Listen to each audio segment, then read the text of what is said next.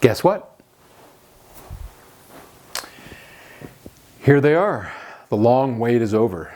They are finally in the room.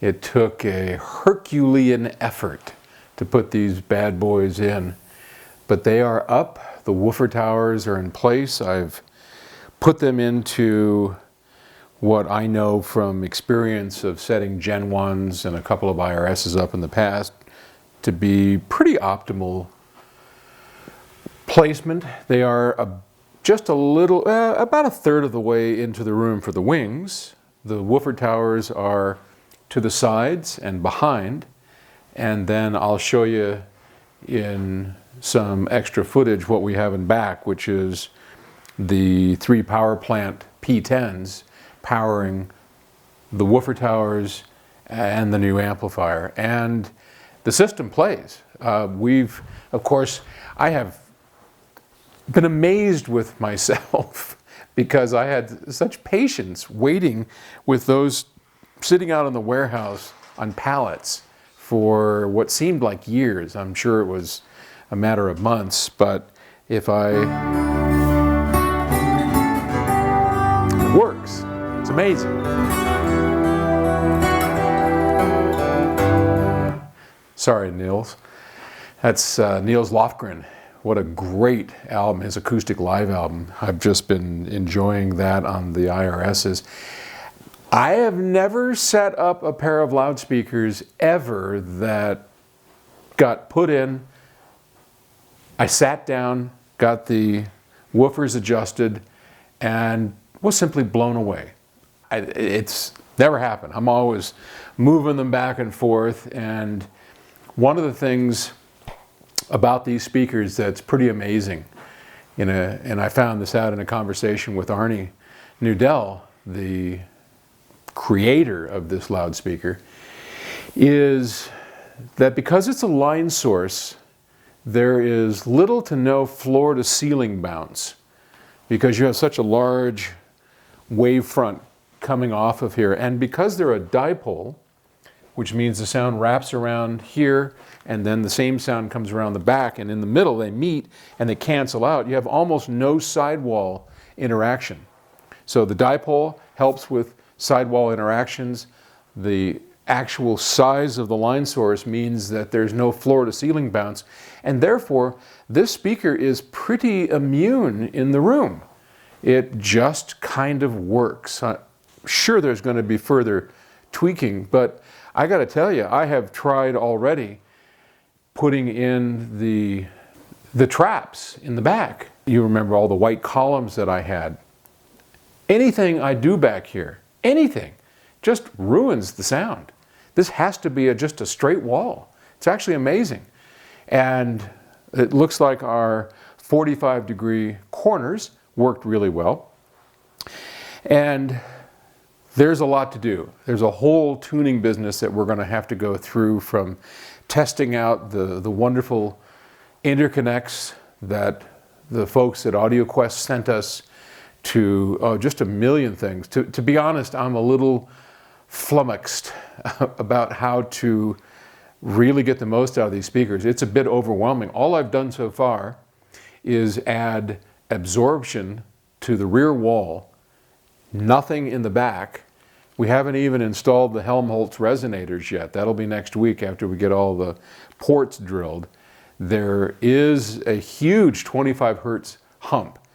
We did a sweep earlier, and the room's pretty flat except at 25 hertz, and it just, whoa, goes up probably from 22 to about 32, 33 hertz. There's a big bump, as we predicted there would be. So we'll see later if the Helmholtz resonators will fix that. I'm going to do a whole series after we get done with this on tuning these things and how to make a sound room work well. That seems to be the next thing that ought to be fun. I want to leave you with a sort of a montage to show you what it took to get these speakers into this room.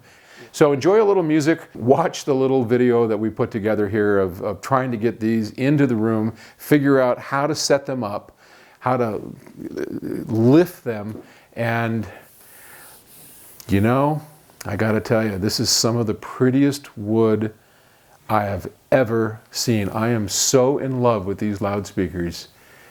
Thank you for watching this series. We'll start a new one quite soon.